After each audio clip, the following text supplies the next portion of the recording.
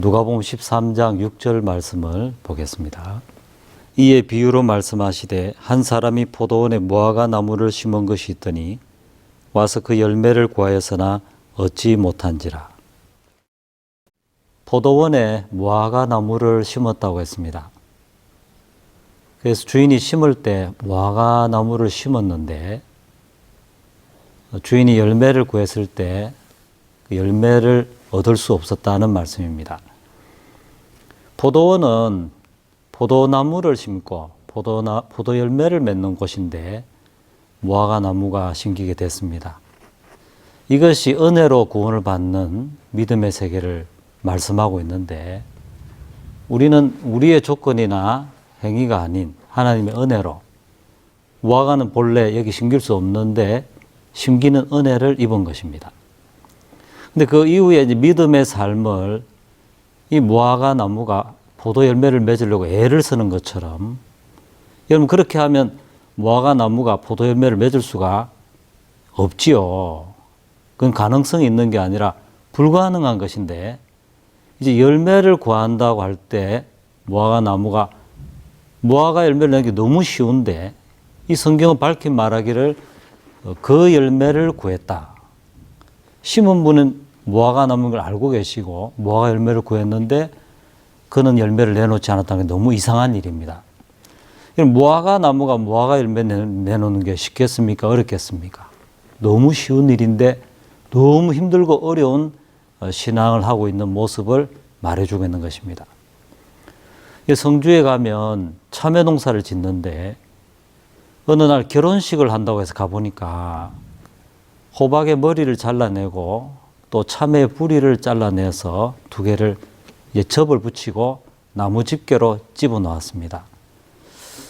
그래서 결혼한다고 하는데 어느 게 신부입니까? 어느 게 신랑입니까? 호박이 신랑입니다. 그래서 호박의 진액으로 그때부터 이제 참외가 살도록 한다는 것입니다.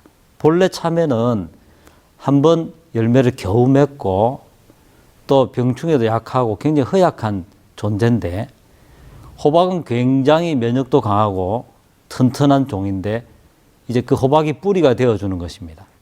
그럼 그때부터 이 참외는 전과 같은 참외가 아니고 자기 뿌리가 없어지고 호박의 힘으로 살게 되었기 때문에 그 참외를 이제 슈퍼 참외라고 불렀습니다.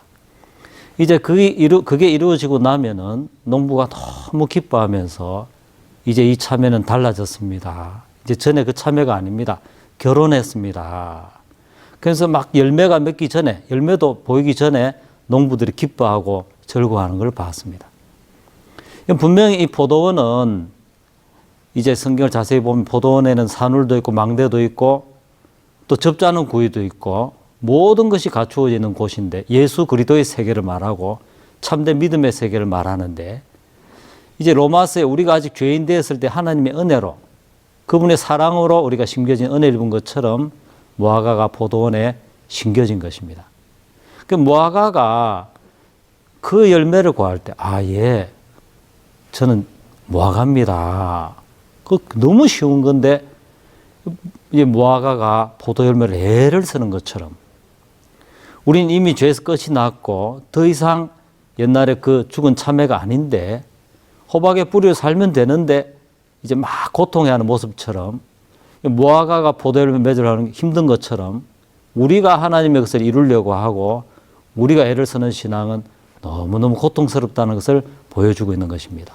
하나님 우리에게 오늘도 우리가 하나님 뜻을 이루는 걸 기뻐하는 것이 아니라 너 무화과인데 네 마음을 좀 보여줘봐. 우리를 마음으로 만나서 신랑 되신 예수님의 마음을 주셔서 신앙이 되게 되기를 원하신다는 것입니다. 이 사실이 너무 감사하고 여러분 모두 정말 내가 무화과인 것을 마음 발견해서 복된 신앙의 세계를 사시게 되기를 바랍니다.